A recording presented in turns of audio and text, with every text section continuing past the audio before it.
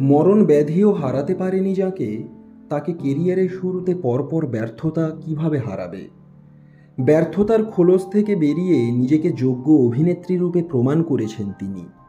এভাবেও যে ফিরে আসা যায় তা দেখিয়ে দিয়েছেন বলিউডের এক সময়ের জনপ্রিয় অভিনেত্রী মনীষা কৈরালা। कसूर मेरा ही था।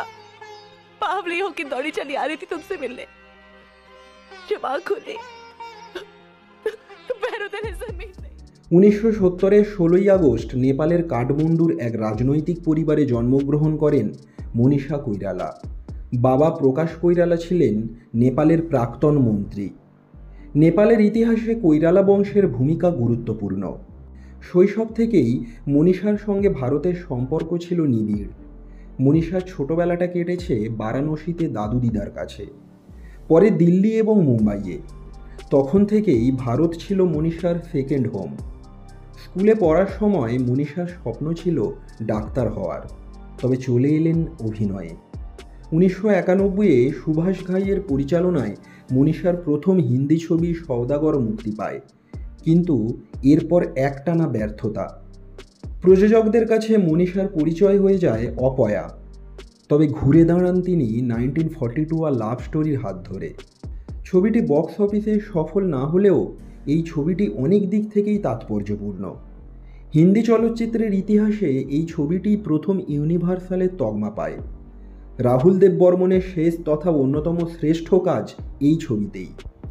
বলা যায় 1942 আ লাভ স্টোরি ছিল আর.ডি. বর্মনের শেষের কবিতা। এরপর অগ্নিসাক্ষী, ইয়ারানা, দারার, ইন্ডিয়ান প্রভৃতি ছবিতে অভিনয়ের সুবাদে ইন্ডাস্ট্রিতে প্রথম সারির নায়িকা হয়ে ওঠেন মনীষা কৈরালা। আমির খানের সঙ্গে তার জুটি তুমুল জনপ্রিয়তা পায়। কেবল বলিউডেই নয়, দক্ষিণী ভাষার ছবিতেও দাপটের সঙ্গে অভিনয় করেছেন তিনি। 2010-এর 19শে জুন মনীষা বিয়ে করেন নেপালি শিল্পপতি সম্রাট দাহালকে। সনাতনী নেপালি রীতিতে বিয়ে করেন দুজনে। মধুচন্দ্রিমা হয় ফ্লোরিডায়। কিন্তু 2 বছরের মাথায় মানসিক যন্ত্রণা ও অত্যাচারের কারণে ভেঙে যায় দাম্পত্য। বিয়ে ভাঙার পাশাপাশি ওই বছরই জানা যায় তিনি ওভারিয়ান ক্যান্সারে আক্রান্ত। তার চিকিৎসা হয় আমেরিকায়।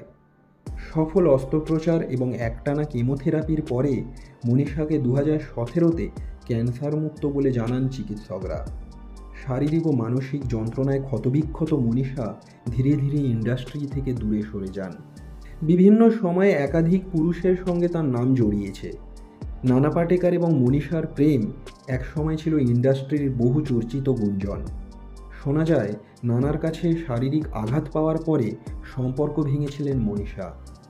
54টি বসন্ত পেরিয়ে এখন নতুন করে জীবনের অর্থকে খুঁজে পান, জানিয়েছেন মৃত্যুঞ্জয়ী চিরসবুজ এই অভিনেত্রী। ধন্যবাদ।